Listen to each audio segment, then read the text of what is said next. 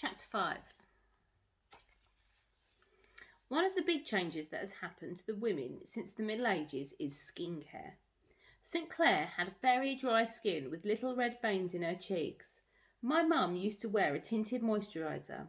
It nourished her skin and it provided a good light base for makeup.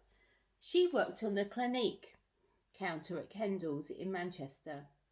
Part of her job was to look more beautiful than normal mothers. She used to wait for us at the school gates. When we got home, she used to take the moisturiser off with a piece of cotton wool. She called it peeling her face. Anyway, one day she wasn't at the school gates at home time.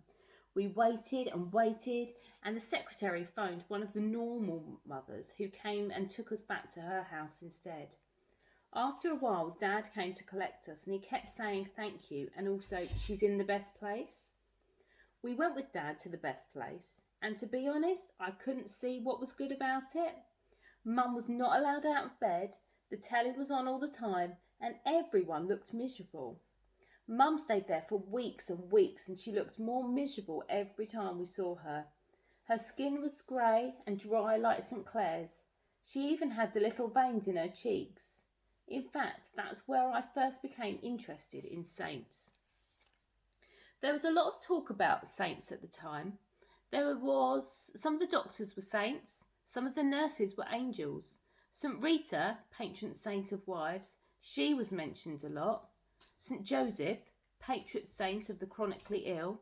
There was a card with him on stuck to the bedstead, and our school at the time was All Saints Primary, which was helpful.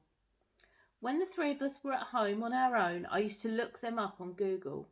That's how I found totallysaints.com.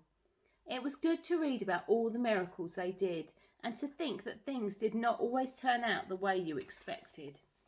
And then one day, someone said she's gone to a better place, which only went to show that the best place couldn't have been the best place after all, not if there was somewhere better. No one even took us to the better place, though. And when we made inquiries, no one was very geographical about it. They just said, she's gone to a better place now, and you have to be really, really good boys for your dad. They seemed to be hinting that he might go off to the better place himself if we weren't careful. So we were always careful, always, all the time. I definitely remember someone saying we would see her again in the better place.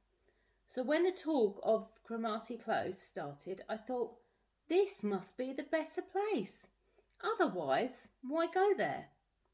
The minute I saw those pointy roofs, I knew I'd made a mistake. It was good, but not that good. It turned out that when people were talking about the better place, they were just being metaphorical.